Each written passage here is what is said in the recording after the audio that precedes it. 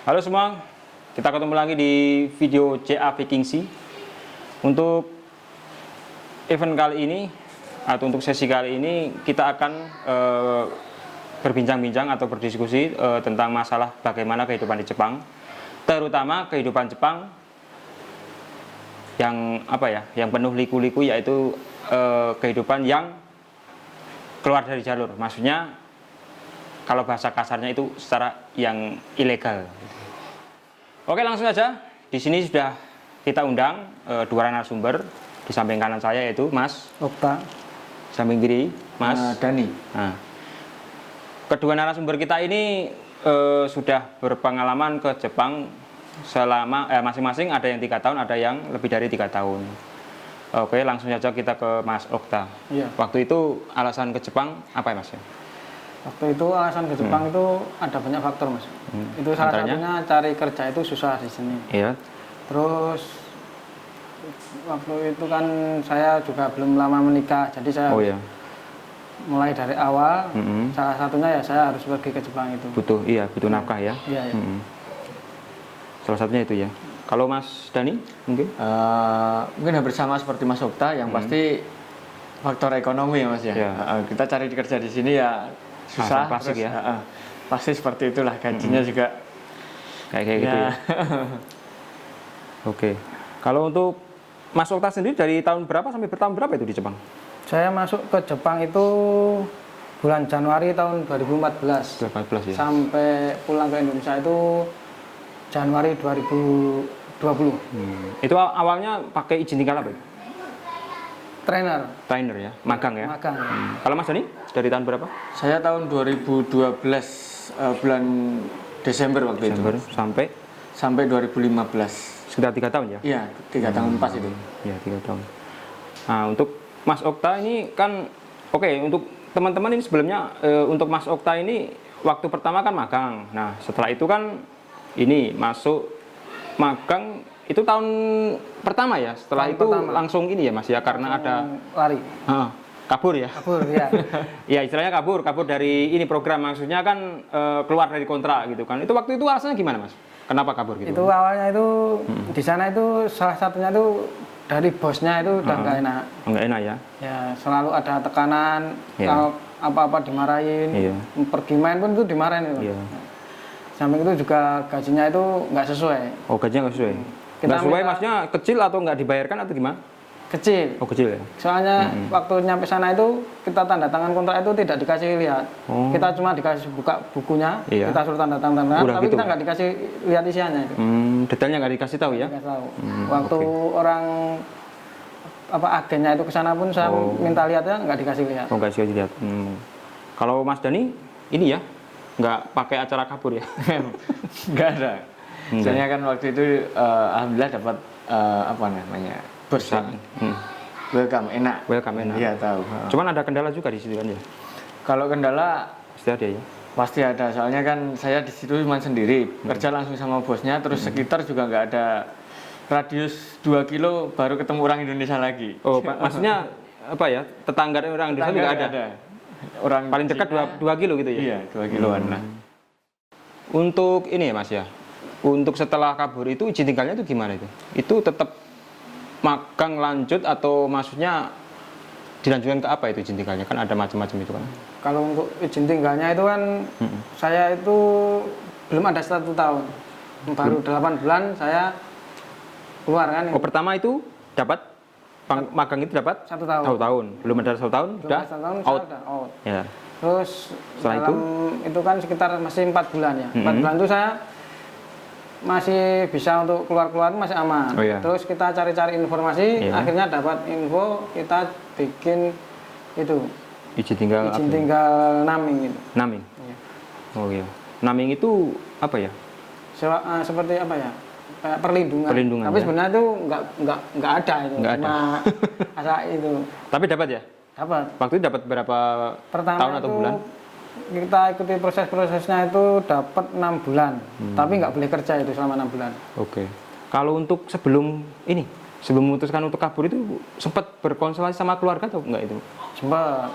Kita informasikan ke keluarga dulu, keluarga udah kembalikan ke Saya ya kalau kamu mau ambil jalan itu ya yang penting kamu mantepin, hati-hati. Itu keluarga mengizinkan itu? Mengizinkan karena saya udah cerita di sini kayak gini. Tapi udah bilang juga kalau ada resiko juga harus ditanggung. Ya saya siap. Berarti sepenuhnya mengizinkan ya? Itu cuma ini apa diserahkan semuanya sama ini ya Mas Okta gitu ya? Iya, tapi kalau ada apa-apa kan nanti saya yang nanggung gitu. Oke. Kalau untuk Mas Dani, untuk masalah gaji gimana Mas waktu itu? Kalau masalah ibaratnya kayak gini, ada nggak rasa iri itu terhadap biasanya ya di antara apa ya, misalkan di antara teman-teman sama-sama di Jepang itu kan ada kan yang nerima gaji yang gede, ada yang kecil, ada yang lemburan banyak, ada yang sedikit. Nah, perasaan iri atau apa ya, pengen sama seperti yang teman itu ada nggak kayak gitu? Pasti ada lah Mas. Iya, pasti ada. Pasti ada kan ya. Kita pengen kayak yang lain, wah kok setiap ketemu yang diobrolin kadang kan masalah gaji ya? Masalah gaji pasti, walaupun hati kecil wah gimana ya, aku pengen Mas, gitu pengen, tapi kenapa nggak memutuskan kabur? Kalau gimana? Kenapa nggak memutuskan untuk apa ya, kabur atau kayak gimana gitu kan? Ada alasan kuat gitu supaya apa? Teringat perjuangan di sini Mas, waktu mau berangkat terus apa namanya, keinget bosnya juga yang enak ke kita nggak tega Mas. Iya, udah baik ya bosnya ya. Udah baik, kita nggak tega seperti itu. Oke. Kalau untuk Mas Okta, kembali Mas Okta ini ya. Waktu itu selama kabur itu gimana? Pekerjaannya itu kayak apa gitu? Jadi jenis kerjaan apa itu, yang apa segala macam kerjaan diterima atau diambil kayak gitu? Kalau kerjaan itu kita ganti-ganti. Saya itu ganti-ganti. Dari awalnya itu waktu dapat izin tinggal 6 bulan boleh kerja itu kita cari kalau namanya apa ya, Arbaito itu part-time. Oh ya, part-time ya. Arbaito. Ya ada yang bersih-bersih kebun, terus ikut orang apa bongkar-bongkar rumah. Bongkar-bongkar rumah ya. Itu upahnya standar atau di bawah standar Mas? Bawah standar. Tapi tetap diambil ya? Tetap diambil. Tapi juga habis itu juga ada kerjaan juga, tapi kita sembunyi-sembunyi. Waktu itu gimana itu nyari kerjanya itu lewat apa ya? Maksudnya ada apa namanya, agen kan, biasanya kan ada agen. Nah, kita kalau dengan izin tinggal yang kayak gitu, itu, misalkan agen nerima atau enggak itu ya, atau gimana itu? Pertamanya ikut agen orang, dulu saya ikut orang Bangladesh. Orang Bangladesh. Iya. Tapi dia juga tahu kondisi kita kayak gini kan. Terus kita carikan tempat yang agak aman. Setelah itu 6 bulan kan saya ngurus lagi, ngurus KTP di imigrasi. Akhirnya dapat 6 bulan lagi untuk kerja. Nah itu kan aman, kita kerja, ketahuan pun kita aman. Setelah itu kan saya berani pindah-pindah, saya berani nego waktu itu. Nego ya? Saya berani nego, saya gajinya minta dinaikin. Kalau enggak saya mau pindah. Nah, akhirnya mereka nggak mau kan, saya pindah cari kerjaan sendiri. Pindah lagi. Kalau untuk itu waktu tahap gimana itu apa namanya, kronologi apa sampai izin tinggal itu nggak dikasih sama imigrasi Jepang, pihak imigrasi Jepang itu tahapnya gimana itu? Itu dapat tahun keberapa? Itu tahun saya kemarin sekitar dapat 5 kali atau 6 kali perpanjangan. Oh, 6 kali perpanjangan. 6 kali 6 bulan ya? Berarti sekitar 3 tahun. 3 tahun. Setelah itu nggak dapat. Nah, kalau nggak dapat waktu, nggak dapat itu, kerjaan gimana? Ikut siapa itu? Itu sebelum ditolak itu kan Mas. Itu saya udah dapat kerjaan di pabrik. Setelah dapat panggilan, saya sidang, ternyata udah nggak bisa diperpanjang. Akhirnya saya ngomong sama agen saya sama bos saya, kalau saya mau pulang ke Indonesia. Tapi intinya saya nggak pulang gitu. Cuma saya biar mudah kan udah kenal baik gitu kan. Nah setelah itu diizinkan, terus saya mau pulang. Tapi kenyataannya nggak pulang ya? Nggak pulang. Oke, kalau untuk Mas Dani, untuk pengalaman teman-teman yang ini yang apa ya, kabur dari program atau kabur dari kontrak itu ada nggak? Ada Mas, banyak. Itu sempat ditawarin Mas Dani ya? Dulu sempat ada, ayolah gitu. Tapi kan ingat lagi, wah kok ada teman yang kabur itu setiap ketemu apa ya, polisi cuma patroli aja dia takut gitu loh. Jadi di sini kan, wah nanti saya deg-degan ya. Pasti maksudnya kan nggak tenang takut gitu. kan, kita nggak tenang mau kemana-mana nggak tenang gitu loh. Jadi ada mengurungkan niat seperti Iya. Kalau untuk Mas Uta sama ya kayak gitu. Misalkan waktu pas ini ya, pas apa namanya statusnya udah nggak ada izin tinggal itu. Ya sama Mas, tetap rasa kekhawatiran takut itu pasti ada. Kita lihat Pak Polisi lewat aja. Rasa nggak nyaman itu ada ya. Lihat Pak Pos aja kita juga takut. Pak Pos itu kan seragamnya beda Bu. Ya, Nggak sama kayak Pak Polisi. Dulu awalnya kita kira itu Pak Polisi, jadi kita takut. Oke. Kalau untuk ini kan di belakang layar tadi kan kita sempat ngobrol, katanya sempat ikut ini kan ya, sempat ikut apa ya, mantan atau ini apa namanya anggota ini mafia. Oh iya. Mafianya Jepang itu ya.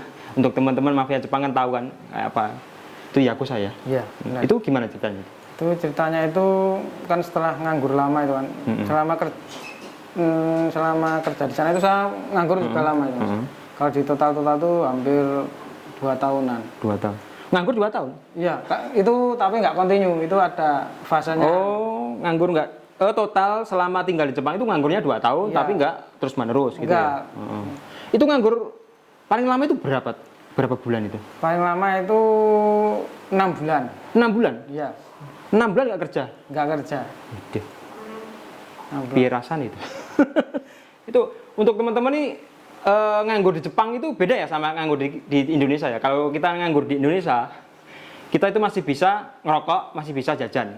Tapi kalau di Jepang, itu kalau nganggur nggak punya duit. Ya intinya kalau nganggur itu ya benar-benar kita nggak bisa hidup gitu loh intinya. Nah, balik lagi ke ini, waktu ikut Yakuza tadi. Itu ceritanya gimana itu? Itu kan saya dapat informasi dari teman, kamu mau ikut kerja nggak di Gemba bangunan itu kan? Ya saya ikut, saya waktu itu langsung ke sana, saya dikenalkan sama bosnya itu kan. Ternyata di situ kita masuk ke ruangan, isinya orang-orang bertato semua. Oh iya. Itu tahunya kalau itu kan belum tentu kan orang yang bertato itu Yakuza. Itu apa bosnya itu cerita sendiri. Lama-lama itu dia cerita sendiri waktu habis kenal itu. Oh, dia masih aktif? Tapi nggak aktif dia. Oh, udah ini ya, teman-temannya ada yang aktif. Udah pensiun gitu ya. Oke. Waktu itu gimana ya? Kesan-kesan waktu ikut Yakuza itu kayak gimana itu? Misalkan apa namanya? Kita namanya Yakuza kan walaupun itu mantan kan ada kan perasaan was-was atau takut atau gimana itu? Ya, itu pasti awalnya itu kita takut Mas. Tapi karena dulu kan ada barengan temen juga kan. Terus dilihat dari omongannya dia, kita mengira orang ini baik, ini baik. Ya kita ikutin aja dulu. Setelah lama-lama emang beneran baik ya Mas. Ya. Akhirnya kita ya nggak takut jadinya. Jadi merasa malah aman sama dia, malah kayak aman. Semacam ini ya, dilindungi atau gimana gitu? Iya, sama-sama dilindungi. Oke. Kalau untuk Mas Dani, misalkan Mas Dani itu didatangi teman yang ilegal, ada nggak perasaan ikut takut juga kayak gitu? Misalkan kan di sana kan biasanya kalau orang ilegal itu kan biasanya kejar-kejaran sama polisi. Ibaratnya apa ya? Kucing-kucingan sama polisi. Nah, otomatis rasa apa namanya? Rasa takut was-was itu menular ke kita. Ada berapa perasaan kayak gitu? Misalkan didatangin teman yang ilegal kayak gitu. Sebenarnya enggak sih, kalau mereka datang ke tempat kita sih enggak. Tapi kalau kita datang nggak berani. Kalau saya datang ke sana atau ikut, kadang ada rasa was-was nanti. Ya. Wah, nanti ikut kalau was-was sih siapa tahu kan apesnya gitu loh. Nah, tapi kalau mereka datang ke tempat kita sih saya nggak masalah. Oh, nggak masalah ya.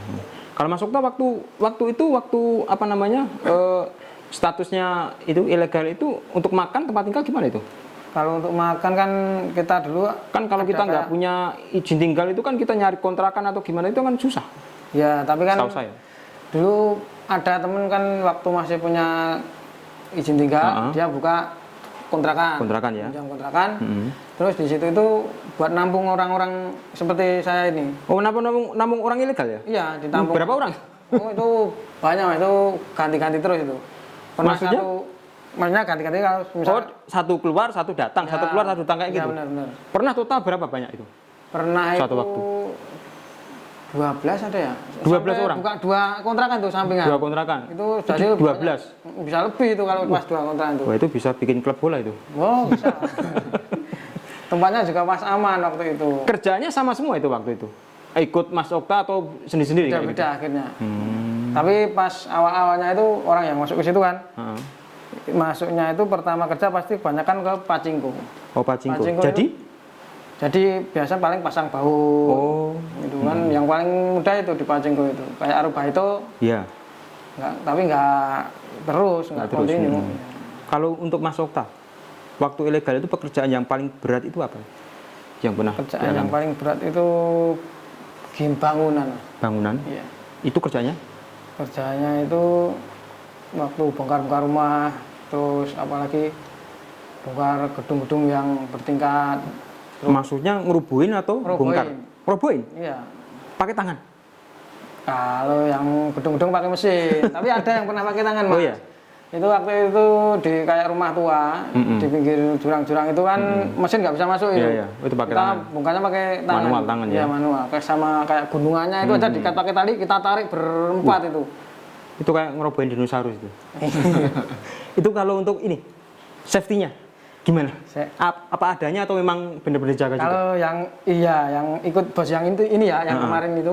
Kalau ikut bos yang ini maksudnya yang ini ya, mantan Yakuza itu? Oh bukan, itu sebelum masih punya kayak partner. Oh gitu. Kadang kan kita diikutkan ke orang ini. Ya. Iya. Saya ikut orang itu nggak enak Mas. Nggak enaknya itu kalau misal kerja, ini kamu bongkar rumah ini, alatnya seadanya itu. Seadanya. Iya. Kadang nggak ada istirahatnya, itu nggak enak itu Mas. Safety-nya pun nggak ada ya, hampir nggak ada itu. Jadi seadanya berarti? Seadanya. Kerja bongkar bangunan yang rangkanya besi itu Mas. Iya. Itu motongin besi atas itu, kita bawa kabel oloran, bawa gerinda, pokoknya naik ke atas berdua sama. Tanpa ini ya tali pengaman kayak gitu? Nggak ada itu. Nggak ada. Wah itu kalau jatuh teksek. Iya. Jadi arem-arem itu. Parah. Bongkar kapal di laut aja sampai kesetrum pernah. Oh iya pernah. Oh pernah. Ini pernah mengalami kecelakaan kerja. Yang paling parah apa itu? Yang paling parah itu terakhir sebelum saya pulang itu saya kerjatuan kayak karung itu isinya sampah, kayak sampah bekas itu loh Mas, bekas pelindung itu loh, pelindung untuk kotoran itu kan dimasukin ke karung sekitar 5 kilo dari atas itu kejatuhan di itu sakit Mas? Wah, saya nggak bisa apa-apa Mas, langsung diangkat sama orang itu yang jatuhin sama-sama orang Indonesia. Syukur-syukur aja ya kejatuhan Wah itu. Waktu Mas Okta itu nggak kerja itu yang nanggung hidup siapa itu? Kalau awal-awalnya itu kan nggak, maksud tadi kan sempat sakit selama seminggu kerja kayak gitu, terus waktu itu sempat nganggur panjang juga tuh kan kayak gitu. Nganggurnya rame-rame atau per orang nganggur, ada yang nganggur ada yang enggak, atau memang kompak nganggur semua terus kompak semua main ular tangga tuh dalam ngisi apa namanya kekosongan waktu nganggur itu? Kalau waktu awal-awalnya itu kan waktu nganggur kan saya masih ada tabungan. Itu buat nganggur. Oh, buat nganggur? Tabungan. Iya. Tabungan buat nganggur? Iya. Ini prinsip macam apa ini? Nah kan cari kerja waktu itu kan nggak langsung dapat Mas. Oh gitu? Masih ada tabungan kan, ada orang dulu banyak yang datang pakai visa wisata itu kan. Iya. Terus dia kabur. Nah, dia ada yang kenal sama teman kita ditampung di situ. Iya, terus? Kita kalau kamu kan belum kerja, makan seadanya, tinggal di sini nggak apa-apa. Ditanggung sama teman ya? Iya, yang nanggung waktu yang misal saya ada duit ya kita yang nanggung dulu. Oh gitu. Nah, terus kita carikan visa itu kan, dapat juga. Akhirnya kalau udah dapat visa itu dia carikan kerja, dia kerja gantian. Terus kalau kita udah habisan ya yang kerja itu nanti yang biayain gantian. Oh kayak gitu. Berarti ini ya gantian. Iya. Satu misalkan ada kerjaan, nanti membiayai yang nggak ada kerjaan. Iya. Terus gantian, misalkan ini nggak kerja, gantian yang ini kan, saling gantian kayak gitu. Iya. Itu pernah nggak satu kontrakan itu nganggur semua? Satu kontrakan nganggur semua itu pernah. Pernah. Itu ngapain itu? Tidur semua itu? Tidur semua. Kalau yang waktu di itu, yang banyak orang itu pernah, tapi sesekali ada yang kerja. Tapi sebelumnya kalau waktu saya belum ngumpul di kontrakan yang itu kan, saya kan pertama 2 orang. 2 orang kan kerja. Iya. Teman saya nganggur 1 kan, ikut saya. Terus dia kerja akhirnya, tapi tempatnya kosnya masih di tempat saya. Habis itu saya sama teman saya keluar. Iya. Kita cari taksi, keluar malam-malam pergi kan. Dia sebelumnya tak suruh cari kos-kosan. Iya. Kita pergi ke tempatnya dia, teman saya itu. setelah paling 1 minggu, saya sama teman saya orang Solo juga, dia nganggur sama saya, yang satu ini akhirnya ikut nganggur. Akhirnya pergi. Itu nganggur tapi nular? Iya. Itu kan demam berdarah? Pergi kan, kita numpang ke tempat teman orang Kendal. Di sana ada 1 orang kan, numpang di sana itu, naik kereta itu Mas. Naik kereta itu bawa magicom, bawa kasur, ini Mas, bawa, bisa dibawa itu Mas. Enggak, itu naik kereta itu bawa magicom memang kebanjiran Mas? Enggak Mas, itu kan dulu yang ada di bawah bisa di bawah itu. Oh gitu. Habis itu kita numpang di sana 4 orang. 5 orang Mas, kita tambah 1 orang. Yang kerja 1 orang. Yang 1 orang kerja ini malah ngajak temennya dia. Ngajak temennya. Jadi 6 orang. 6 orang yang kerja 1 orang. Akhirnya nggak lama kemudian dia juga ikut nggak kerja. Jadi nganggur semua? Iya, nganggur semua. Itu padahal kos-kosannya itu kecil Mas. Buat gerak udah nggak bisa itu. Dia kalau mau keluar aja tidur ngelangkain kita. Buat gerak nggak bisa, berarti senam aja nggak bisa ya? Apalagi senam nggak bisa itu. Oke. Kalau ini, pengalaman waktu bekerja itu selama ilegal itu ada nggak pembayaran gaji yang dipending atau ibaratnya itu ditunda kayak gitu? Ada. Selama itu lancar atau gimana itu? Enggak selamanya lancar Mas. Itu kalau saya ya nggak lancar. Yang terakhir nggak lancar. Sampai pernah 3 bulan 4 bulan itu nggak kebayar. Belum dibayarkan. Tapi dia kasih utang, dipinjemin, kalau duitnya habis bilang nanti dipinjemin. Jadi kan mundur terus. Itu. Tapi kalau teman saya ada pernah kerja di solar panel itu 3 bulan nggak dibayar. Solar panel, pasang solar panel. Iya. Nggak dibayar itu sama sekali. 3 bulan nggak dibayar sama sekali. 3 bulan dah hampir 2 kali. Nggak ditagih. Gimana mau nagih itu nggak? Dia udah ditagih Mas. Cuma kan nggak punya kekuatan. Nggak punya itu kan, jadi nggak dibayarkan akhirnya. Iya, ini pengalaman untuk teman-teman. Jadi kalau misalkan di Jepang kita punya status ilegal atau tanpa izin tinggal itu memang kekuatan hukum kita itu sudah dikatakan nggak ada. Jadi kalau kita mau komplain atau mau ngadu itu, kita mau ngadu kemana? Kita mau ngadu polisi, mau ngadu ke dinas ibaratnya itu kayak instansi ketenaga kerjaan, ya sama juga bohong, kita bunuh diri. Kita mau ngadu ke polisi malah kita ingin tangkap karena kita nggak punya izin tinggal kayak gitu. Resikonya juga banyak gitu Mas. Ya kayak gitu. Sakit itu kan. Ya, sakit juga, kita juga nggak bakal berani ke rumah sakit karena kita nggak punya izin tinggal pertama. Yang kedua, biasanya namanya orang ilegal itu nggak ada jaminan asuransi sosial kayak gitu. Di Jepang itu asuransi sosial itu ibaratnya setengahnya wajib. Kayak gitu. Oke, kalau untuk Mas Dani, untuk masalah pembayaran waktu ikut program magang itu untuk pembayaran upah itu lancar atau ada nggak momen-momen pembayaran gaji itu ditunda kayak yang ditarakan Mas Okta tadi? Alhamdulillah selama kerja lancar-lancar aja. Malah kadang bosnya nyaranin, kalau gajimu tak tahan gimana, maksudnya ditahan itu dia maksudnya baik, dia maksudnya supaya gini, biar kita nggak boros. Gitu. Nanti ibaratnya dipegang sama ini ya bosnya ya, supaya nggak diambur-amburkan kayak gitu. Tapi dia cuma bercanda gitu, nggak maksud hati, nggak seperti itu. Tapi kalau mungkin saya iyain, mungkin dia juga ya udah. Tapi secara keseluruhan nggak pernah ya namanya kayak gitu. Kalau untuk ini Mas Dani sendiri waktu itu pengalaman yang nggak enak itu ada nggak waktu selama ikut ini? Itu waktu itu kerjanya apa sih? Di pertanian Mas. Pertanian. Di pertanian kita tanam wortel, tomat itu dari nanam sampai panen. Terus panas kepanasan, dingin kedinginan. Cuman kalau hujan nggak kerja, libur Mas. Nggak kerja, libur. Itu dibayar? Ya nggak dibayar. Di sana kan kerjanya sistem gajinya kan per jam. Per jam. Jadi kalau satu hari kita cuma kerja 3 jam, ya cuma digaji 3 jam seperti itu. Jadi bukan harian atau bulanan, enggak. Kita di sana jam-jaman. Terus kadang kalau kita di tempat kita nggak ada kerjaan, kita ya seperti Mas Okta tadi di part time lah. Diperbantukan ke orang atau gimana? Diperbantukan ke tetangga, ke orang lain gitu. Kita nyari sendiri atau enggak? Bosnya nyariin. Terus ini pengalaman yang tadi, kembali ke tadi, pengalaman yang ibaratnya mungkin pengalaman yang menyedihkan atau gimana itu? Selama waktu magang itu apa itu masalah? Misalkan kangen keluarga? Kalau kangen enggak ya, 3 tahun itu? Kalau kangen sekarang kan zaman udah maju ya masih bisa seperti itu. Selain itu ada nggak?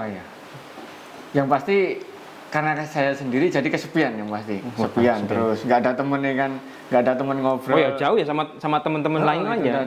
Terus kadang kalau kita di part time ke bos lain lah. Iya. Dia bosnya ada yang nggak enak. Nggak enak terus kerjanya wah pas tomat itu kan pas musim panas Mas. Iya. Pas panas-panasnya di greenhouse. Padahal di luar aja katakanlah udah panas, di dalam lebih panas. Sampai satu waktu itu pernah kerja itu cuma sampai jam 3 sore Mas. Kenapa? Nggak kuat. Kepala pusing, bener panas banget Mas. Pernah pengalaman sampai berapa derajat tuh panasnya?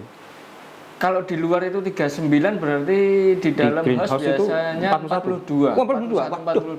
Belum meletak. Itu nggak kuat Mas. Bener-bener nggak kuat, aku terus pulang, minta izin pulang. Habis itu sama bosku dikasih libur 1 hari. Dikasih minuman Pocari itu sampai semua. Habis semua itu. Habis Mas. Okay. Kalau panas banget Mas. Bener. Iya. Kalau untuk Mas Okta, kembali lagi untuk Mas Okta. Iya. Nah, tadi kan ini kan sempat bercerita waktu itu kena ini ya, secara nggak sengaja ketemu sama Pak D. Pak D dan tanda kutip itu polisi. Iya. Itu kronologinya sekali lagi waktu itu gimana itu? Waktu itu kan saya di stasiun sekitaran Nagoya. Daerah Nagoya. Itu tepatnya nggak tahu pastinya daerah mana itu. Apa ya? Lupa. Terus? Itu kan saya waktu mau keluar, keluar itu kan disamperin kan, disamperin sama Pak D. Kita ditanya. Pertama itu suruh kan bawa tas. Iya. Tasnya isinya apa? Iya. Buka, terus itu tanya identitasnya. Terus waktu ditanya itu kan saya nggak ada, saya langsung bilang saya nggak punya. Iya. Saya tanya alamatnya, saya bilang saya numpang. Nah, habis itu langsung saya dibawa ke kantor polisi. Pak D, ya. Diinterogasi di situ atau langsung ke serahkan imigrasi atau gimana? Ya, di situ dulu semalam. Oh, semalam. Siangnya itu dibawa ke imigrasi. Itu waktu ini Mas, waktu ditahan di imigrasi itu ada nggak perlakuan yang nggak manusiawi atau misalkan dia apa ya, bukan skala siksa, kalau siksa itu kayaknya nggak ada ya? Nggak ada. Maksudnya kayak apa ya namanya ya, diinterogasi yang kayak di film-film kayak gitu, itu ada nggak? Nggak ada, itu cuma tanya-tanya terus ditanyain surat-suratnya. Waktu itu kan paspor saya juga mati kan. Oh, udah nggak punya ya? Nggak punya. Udah habis. Saya udah nggak punya surat-surat. Itu ngurusin ya? Terus itu suratnya diurusin sama pihak imigrasi. Oh, diurusin? Ya kan. Kita bukan ngurusin diri, datang kita kan di dalam. Oh, tapi kan nggak bisa udah keluar. ada syarat-syaratnya udah ada. Saya udah punya. Diurusin, kita tinggal nunggu kapan kita pulangnya. Enggak, sebelum pulang itu berarti paspor dikasih waktu itu dibuatin langsung jadi. Iya, belum kita ngasih itu dulu apa syarat-syaratnya. Saya punya enggak? Saya punya. Saya kasihkan data-datanya, kasihkan semua kan semua disita itu. Dibawa terus nggak tahu itu langsung diprosesin. Terus kalau udah punya nama SPLP itu pengganti paspor itu. Oh ya, berarti sempat ya nggak punya paspor sampai pulang itu nggak punya paspor tapi pegang kartu yang tadi. Iya, SPLP itu. SPLP tadi. Oke. Pengganti paspornya itu. Terus kita tinggal nunggu jadwal penerbangannya. Oh, itu waktu ditahan itu totalnya berapa minggu atau berapa bulan? Kurang lebih 3 minggu. Oh, 3 minggu. 3 minggu. 3 minggu ya cuman ini kan aktivitas cuma di dalam tahanan ya. Iya. Banyak di situ Mas ya? Banyak itu orang-orang luar tuh. Macam-macam orang asing ya. Orang mana? Vietnam, Cina juga banyak. Oh, banyak ya. Nah, sebelum apa namanya istilahnya ketangkap itu ada nggak dalam pikiran Mas Okta itu untuk apa namanya ya pulang? Ada. Dulu sebelumnya waktu jadi sebelum ketangkap itu ada nggak punya pikiran daripada nanti ketangkep mending saya pulang dulu atau menyerahkan diri dulu itu? Ada sebenarnya, tapi kan saya mau pulang uang untuk pulangnya itu uang sakunya belum cukup. Akibat saya kalau pulang saya harus nebus maksudnya? Jaminan yang waktu dulu saya berangkat. Oh, waktu magang. Iya, waktu magang berarti ada ini agunan ya? Kayak macam agunan gitu ya? Ada di jaminan. Yayasan ya? Iya. Jadi saya harus cari itu dulu. Buat nebus gitu ya? Iya. Waktu itu belum ada, jadi ini belum berani pulang atau gimana itu? Makanya waktu itu kerja pas nganggur terakhir kerja itu kan saya duit untuk nebus itu udah ada. Itu saya sendiri. Jadi kalau ada apa saya udah pasrah lah. Udah pasrah. Berarti jadi visanya itu visa bilillah. Bisa apa? Fisabilillah. Fisabilillah. Wah, itu istilahnya nggak tepat tuh. Kalau fisabilillah itu apa namanya ya? Berjuang ya. Perjuangan tapi dalam arti positif. Iya, tapi kalau ini dalam arti kenekatan. Misalnya ngikutin dari di atas saja. Oke. Kalau ini gini, misalkan untuk Mas Okta sendiri misalkan dikasih kesempatan balik lagi ke Jepang. Ini misalkan bisa kembali itu pengennya pakai ini apa, ilegal lagi atau legal? Ini misalnya dikasih kesempatan. Kalau bisa ke sana lagi pengennya yang legal. Legal ya. Jadi ilegal itu kapok ya. Kapok. Hitungannya udah kapok kayak gitu. Khawatir sebab was-was kalau. Pengalaman udah ada kayak gitu ya. Kalau Mas Dani masih pengen ke Jepang? Kalau saya sih 50-50 Mas. 50-50. Maksudnya kalau kita berangkat lagi, kita nanti baliknya masih mikir lagi, wah kita di rumah mau ngapain ya, gitu seperti itu. Tapi kalau di sini ya sebenarnya pengen balik Mas. Tapi kalau mau ke sana juga lagi, mungkin udah yang lebih. Ya saya tahu. Oke, mungkin untuk video kali ini cukup sampai ini saja. Sesuai dengan pengalaman dari kedua narasumber tadi, jelas bahwa ada juga momen-momen nggak enak, misalkan gaji dikit, atau mungkin apa ya, namanya kangen atau gimana. Terus ya tadi kebetulan yang sempat dibicarakan yang diutarakan Mas Okta tadi, sempat mengalami kecelakaan kerja kayak gitu.